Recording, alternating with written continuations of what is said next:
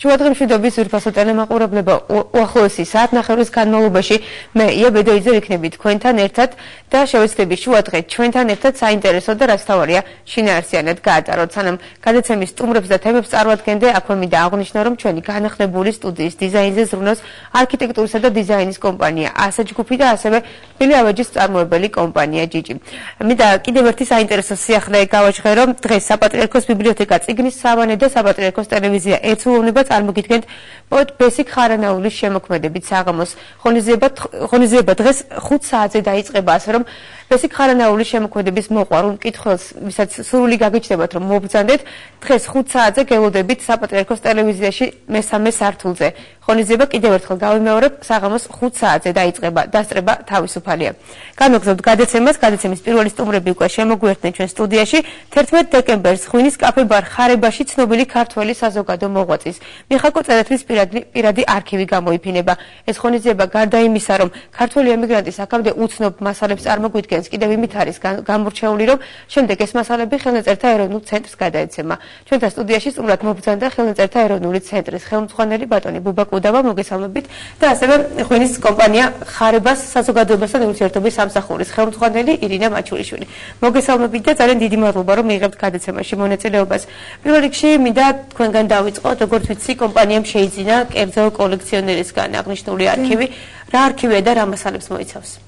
იცით რა არის ეს ჩვეულებრივ დაგვიკავშირდა ხელნაწერთა ეროვნული ცენტრის წარმომადგენლები და შემოგთავაზეს, რომ კერძო პირისგან შეგვეძინა ხელნაწერთა ეროვნული ცენტრისთვის საკმაოდ მნიშვნელოვანი მასალა, რომელიც მოიცავს პირად წერილებს, ფოტოებს, წიგნებს და მე მგონი ბატონი ბუბა უფრო დაწვრილებით ისაუბრებს ამაზე, თუ რა ღირსშესანიშნავი მასალა ეს და რამდენად ეროვნული მასალას გადაეცემა, ასე ვთქვათ, მომავალ თაობას. ბატონო ბუბა, მე როგორც ვიცი, გარკვეული ნაწილი მიხაკო წერეთლის არქივისა არის უკვე ხო ხელნაწერთა ეროვნულ ცენტრში დაცული. დიახ, ჩვენთან არის საერთოდ უნდა აღინიშნოს, რომ პირადი არქივი არის ისეთი კოლექცია, რომელიც სხვადასხვა რაოდენობით აქვს სხვადასხვა პირს. გააჩნია ადამიანის ბიოგრაფიას, მის ნატურას, ზოგი ინახავს ხელნაწერებს, გარკვეულ მასალებს, დოკუმენტებს, ფოტოებს, ზოგი ნაკლებ ყურადღებას აქცევს, ზოგი ინახავს, მაგრამ ვთქვათ, შემდეგ მისი გარდაცვალების შემდეგ აიფანტება და აღარ აღმოჩნდება ადამიანი, რომელიც დროულად იზრუნებს ამ მასალების დაბინავებაზე, შენახვაზე, შეკრებაზე. სხვადასხვა ბედი აქვს, ასე ვთქვათ, პირად არქივებს და განსაკუთრებით ეს მძიმე ხვედრი ხვდა წილად ემიგრაციაში მოღვაწე ქართველებს, ვინაიდან მათი ჭერეთი საყოფაცხოვრებო პირობები რთული ჰქონდათ და ესეთი დაძაბული ცხოვრება, ზოგიერთი მემკვიდრის გარეშე გარდაიცვალა და შემდეგ იყო პრობლემა მასალების მოძიება, შეკრება, კიდევ ერთი პრობლემა შემდეგ საქართველოში გამოგზავნა თუ სადაბინავება. მოკლედ, შედეგად მივიღეთ სურათი, რომ ჩვენთან ხელნაწერთა ეროვნულ ცენტრში დაცული 200 პირადი არქივიდან იქ არის დაახლოებით 20-მდე ემიგრანტის პირადი არქივიც და არის ისეთი სიტუაცია, რომ ზოგიერთ შემთხვევაში არის საინტერესო მასალები, მაგრამ ეს არის კოლექციის ნაწილი. აი ესეთი შემთხვევა იყო მიხაკო წერეთლის არქივთან დაკავშირებით. ჩვენ გვაქვს საკმაოდ საინტერესო არქივი, მისი ხელნაწერები, მათ შორის გამოვყოფდი მე მაგალითად კაცრავად გამოვყოფდი ვეფხისტყაოსნის პროზაულ თარგმანს, მაგალითად ახალი ქართულით აქვს ნათარგმნი, ასევე ქართლის ცხოვრების თხზულებები აქვს ნათარგმნი, ახალი უпростоრად ქართლის ცხოვრება აქვს მომზადებული გამოსაცემად.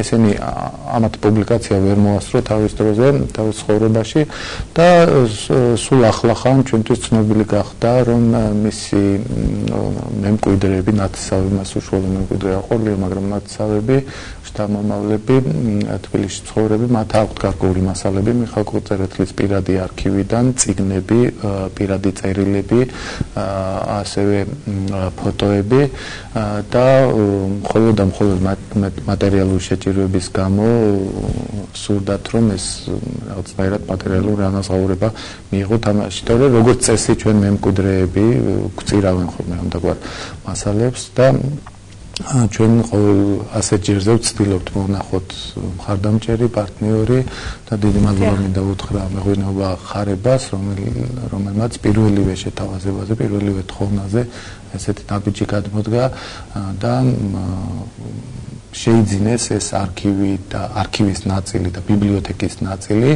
იმისათვის, რომ შემდეგ გადმოსცენ ეს ხელნაწერთა ეროვნულ ცენტრს. აქვე უნდა დავამატო, რომ აი ასეთი პირები, რომელთა არქივები არის გაბნეული და შესაკრებია, ასევე გაბნეულია მათი პირადი ბიბლიოთეკაც.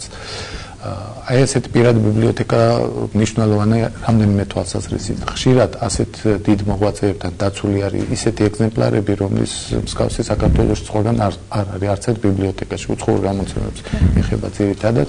ზოგიერთ შემთხვევაში ახლავს თავისი ავტოგრაფები, მინაწერები, კომენტარები ასეთ წიგნებს.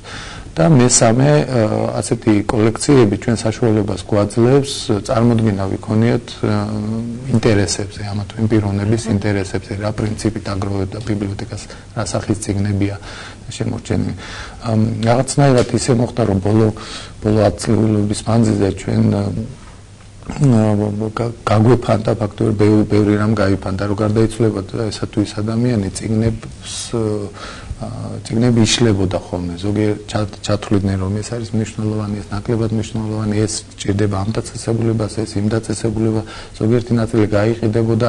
შეიძლება არც ერთ წიგნი არ დაკარგული იყო, მაგრამ იკარგებოდა ბიბლიოთეკა როგორც ერთი მთლიანობა და ასე რომ ჩვენთვის მნიშვნელოვანია ნებისმიერი ეგზემპლარი, რომელიც კი უკავშირდება ცნობილ ადამიანს და ამ შემთხვევაში კი მიხაკო წერეთელს. რა თქმა უნდა, 11-ში ჯერ იქნება ექსპოზიციის გახსნა, როგორც უკვე თქვით ირინა და ანუ 11-ში ხვალ 7 საათზე მოხდება ექსპოზიციის გახსნა, წარმოდგენილი იქნება სწორედ ეს შეძენილი მასალა, ანუ ყველა დაინტერესებულ პირს შესაძლებლობა ექნება ვიზუალურად ანუ შეხედოს სპეციალურად დაცულ სანახებში ჩვენს ლიტერატურას და შემდეგ ასევე მოხდება, რა თქმა უნდა, თვითონ ბატონ მიხაკო წერეთლის შესახებ ბიოგრაფიული ცნობების, მისი მნიშვნელობის საქართველოს ისტორიისთვის, ქართული ეროვნული სულისთვის, მე როგორც მებრძოლი ადამიანის, ასე ვთქვათ, ბიოგრაფიული ცნობების პრეზენტაცია, ასე ვთქვათ, მოხდება, რომელსაც ქალბატონი ეთერი წარმოგვიდგენს, დაპატიჟებულ სტუმრებს შორის იქნებიან როგორც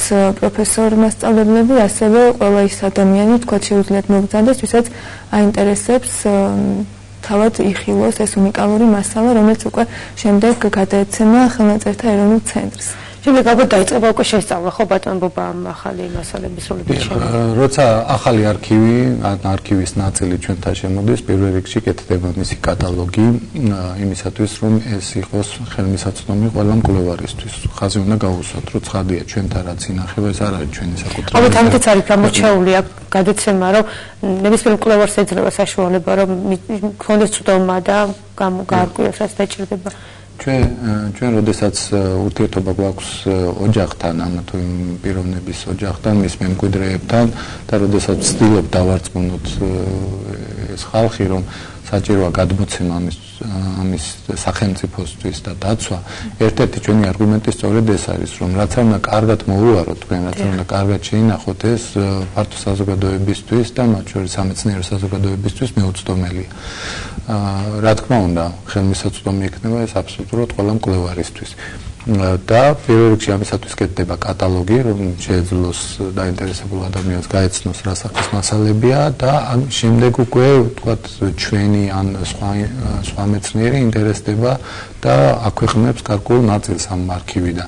ზოგიერთ შემთხვევაში ეს არის პირადი წერილები, მოგონებები, დღიურები, სხვადასხვა სახის ჩანაწერები, შენიშვნები, აი ესეთი შენიშვნები და ჩანაწერები, რომელიც თავის დროზე სერიოზულად არ ჩაუთვლია, ან ვერ დაუმთავრებია, ბოლომდე მიყვანა მეცნიერს ან მწერალს ან სხვა მოღვაწეს. შემდეგ გადის აწლეულები და აღმოჩნდება, რომ ძალიან მნიშვნელოვანია სწორედ ამ სახით ამ ჩანაწერების გამოქვეყნება და ქვეყნდება ხოლმე შემდეგ.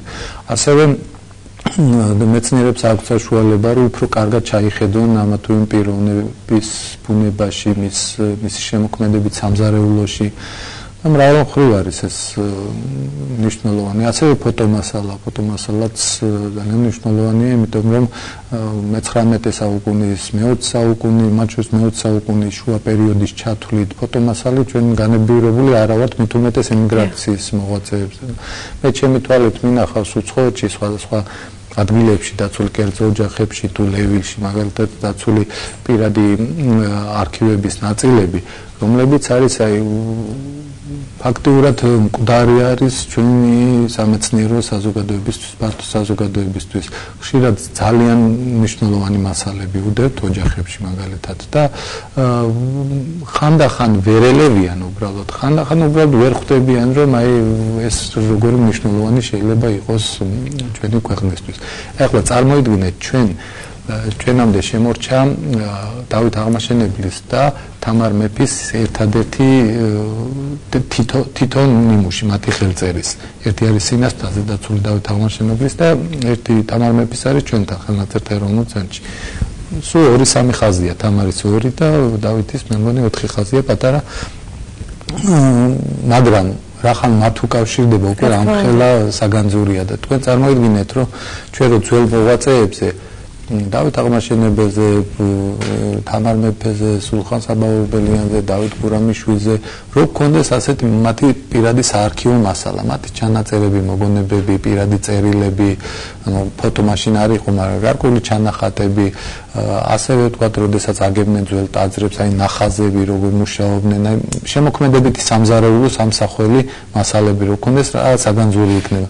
ზუსტად ასე შეიძლება აღმოჩნდეს 23, 24, 25 საუკუნეში მოიხედენ უკან და აღმოჩნდეს, რომ ბევრი არაფერი არ აქვს, ვთქვათ, ამა თუ იმ მოღვაწეზე. ასე რომ თითოეულ ერთეულს, თითოეულ ფურცელს ჩვენ ძალიან დავსდევთ. თითოეულ ასეთ ნიმუშს აქვს ძალიან დიდი მნიშვნელობა ჩვენი მომავალი თაობებისთვის. რა თქმა უნდა, ირინას მინდა ვკითხო, ეს თვითონ ფოტოები ეს ემიგრაციაში ყოფნის პერიოდს ასახავს თუ რა მასალებია გქონდათ? ანუ ძირითადად ჩვენ ამის საშუალებად არ მოგვეცა ფიზიკურად თითოეული ფოტო დაგვეთვალიერებინა. თუმცა არის უმეტესობა ფოტოების, როგორც მე ვარ ინფორმირებული, ძირითადად ემიგრაციაში ყოფნის და ასევე არის ძალიან საინტერესო ჩანაწერები, მისივე ხელით ნაწერი, ხო, ბატონო ბუბა, როგორც ვიცი. მისი ნაწერებიც არის და მისი ოჯახის წევრებიც მიმოწერის მასალა, მისადმი გამოგზავნილიც, მისი წერილებიც, ხელნაწერებიც. ანუ არის საკმაოდ უნიკალური მასალა და ვფიქრობ, რომ ამ შენაძენით მომავალ თაობას საკმაოდ დიდ საგანძურს ვუტოვებთ. ძალიან კარგი. ბატონო ბუბა, მე მინდა გთხოვოთ, რომ რამდენიმე სიტყვით მის პიროვნებაზეც გამახვილოთ ყურადღება ბატონი მიხეილ კოწერეთლის, როგორც ცნობილია, მან პოლიტიკური საქმიანობით დაიწყო მოღვაწეობა, შემდეგ უკვე მეცნიერებაში გადავიდა და მიხეილ კოწერეთელი შეიძლება ითქვას, რომ მიხეილ კოწერეთელი ერთ-ერთი გამორჩეული ფიგურა არის ქართულ ემიგრაციაში და საქართველოს უახლეს ისტორიაში. ის ეწეოდა პოლიტიკურ საქმიანობას საქართველოში და ემიგრაციაში, შემდეგ ასევე იყო მეცნიერი, სხვათა შორის აი ეს ზოგადი სურათი რომ ნახოთ, მაშინდელი პოლიტიკოსები არ მიწყინა ნახოთ თანამედროვე პოლიტიკოსებმა, მაგრამ აი დამოუკიდებელი საქართველოს პერიოდის მე-19 საუკუნის დასასრულის, მე-20 საუკუნის დასაწყისის პოლიტიკოსები როგორც წესი იყვნენ ძალიან განათლებული ადამიანები. და ხშირად იყო რომ სხვა სფეროდან მოდიოდნენ პოლიტიკაში და შემდეგ იმ თავიანთ სფეროსაც აგრძელებდნენ. ასეთი იყო მიხეილ კოწერეთელი, რომელიც იყო აღმოსავლეთცოდნე, ასირიოლოგი, იყო ძალიან დიდი კვლევები აქვს ქართოლოგიაში, როგორც მოგახსენეთ, არის ვეფხისტყაოსნის მკვლევარი, ამავდროულად აქვს გამზადებული გამოსაცემად სხვა თხზულებები ძველი ქართული მწერლობისა და შეიძლება ითქვას, რომ შემდეგ უკვე აი შეიძლება მიხეილ კოწერეთელი, გრიგორ რობაქიძე, ვიქტორ ნოზაძე დავაყენო დაახლოებით ერთი კატეგორიის, ერთი სტილის მოღვაწეები არიან. და სამწუხაროდ აი ბოლო წლებში კი ბევრი რამ გაკეთდა მისი ღვაწლის წარმოსაჩენად, მაგრამ ვფიქრობ ჯერ კიდევ ძალიან ბევრია გასაკეთებელი თუნდაც მისი ნაშრომების პუბლიკაცია, რომ მოხდა 21 საუკუნეა და კიდევ არ ვიცით მისი შემოქმედების შესახებ ბევრი და ამ მხრივ სხვათა შორის ჩვენ ვამზადებთ გამოსაცემად მის პროზაულ ვარიანტს ვეფხისტყაოსნისა. სხვათა შორის ეს ძალიან დიდი პრობლემაა, რომ ვეფხისტყაოსთან ძველი და ახალი ქართული ენები კი არ არის ისე დაშორებული, რომ ჩვენ გაგვიჭირდეს თქვათ გაგება ვეფხისტყაოსნისა, მაგრამ თქვათ სიმართლე მაინც დიდ ნაწილს მოსახლეობისა უჭირს ტექსტის სწორად გაგება, აღქმა და ხანდახან ეს მოსაწყენსაც ხდის ხოლმე ზოგიერთისთვის ამ ტექსტს და ამიტომ პროზაულ თარგმანს ზოგს გონია რომ ეს ცოდვაა რაღაცნაირად თითქოს ჩარევაა და პროზაულ თარგმანებს აქვს ძალიან დიდი მნიშვნელობა და ძალიან ბევრმა არ იცის რომ ეს პროზაული თარგმანი აქვს ძალიან დიდი ზედმიწევნითობით შესრულებული მიხაკო წერეთელს და ეს ხელნაწერი ჩვენთან არის დაცული და ჩვენ დიდი იმედი გვაქვს რომ ახლოს პერიოდში მოვახერხებთ მის გამოცემას. დაწყებულია მუშაობა მიმდინარეობს. დიახ, დაწყებულია. სხვათა შორის სიტყვით თარგმანია, ხო, ეს აღნიშნო არა მხოლოდ ეს არ არის პროზაული თავისუფალი პროზაული თარგმანი, არამედ არის ბწყარედი, ანუ სიტყვით მიყვება მომხმარებელს აქვს საშუალება ზუსტად სიტყვით გაიგოს რა წერია ვეფხისტყაოსანში, ესა თუ ის ადგილი რას ნიშნავს და ესა თუ ის ფრაზა რას ნიშნავს. იმ შემთხვევაში თუ თანამედროვე ტექსტი ზუსტად ვერ გადმოსცემს ძველ ტექსტს, ასეთ შემთხვევაში კვადრატული ფრჩხილები აქვს გამოყენებული და ნახმარი აქვს თანამედროვე ტერმინი, რომელიც ავსებს აზრს. ასე რომ სამეცნიერო მნიშვნელობაც აქვს და ფართო საზოგადოებისთვის, საგანმანათლებლო მნიშვნელობა და ფართო საზოგადოებისთვის, რუსთაველით შემოქმედებით დაინტერესებული ხალხისთვის ძალიან დიდი საინტერესო იქნება ნამდვილად. მნიშვნელობა. დიდი მადლობა, რომ მოგწანდით მიიღეთ გადაცემაში მონაწილეობა. მოვიდა კიდევ ერთხელ გთხოვო შევახსენოთ ტელემაყურებელს გამოფენა სად ჩატარდება და სად ტერიტორიულად სად არის ეს და ანუ ეს ჩატარდება 11-ში, ანუ ხვალ 7 საათზე გორგასლის ერთში, მეღვინეობა ხარებას, კაფე ბარ ხარებაში, სადაც მექნება ყველა დაინტერესებულ პირს საშუალება თავისი თვალით იხილოს ეს უნიკალური ჩანაწერები, ფოტომასალა და ასე შემდეგ. და რამდენი ხანს გაგრძელდება კიდევ ერთხელ? დაახლოებით ალბათ 2 საათი, საათნახევრის განმავლობაში. და შემდეგ გადაინაცვლოს უკვე მოხდება გადაცემა ოფიციალურად ხელნაწერთა ეროვნული ცენტრისთვის. დიდი მადლობა. საგებო შემთხვევაში და კიდევ ერთხელ უთხრა მადლობა მეღვინეობა ხარებას მხარდაჭერისთვის.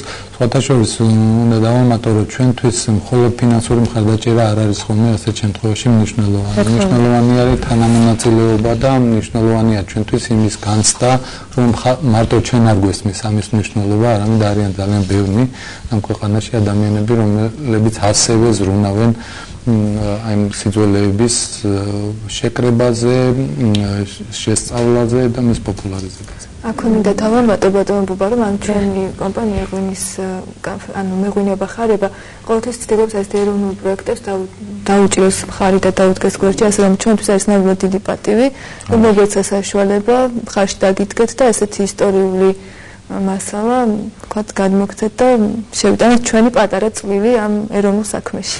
დიდი მადლობა. ტელემაყურებელს შევახსენებ, რომ ჩვენი სტუმრები იყვნენ ხელმწიფეთა ეროვნული ცენტრის ხელმძღვანელი ბატონი ბუბა კუდავა და ასევე კომპანია ხარებას საზოგადოებასთან ურთიერთობის სამსახურის უფროსი ხელმძღვანელი კაპიტანი ირინა მაჩულიშვილი. დაგემშვიდობები და ჩვენ განვაგრძობთ გადაცემას რამდენიმე წუთში უკვე მომდევნო სტუმრები შემოგვერთდებიან.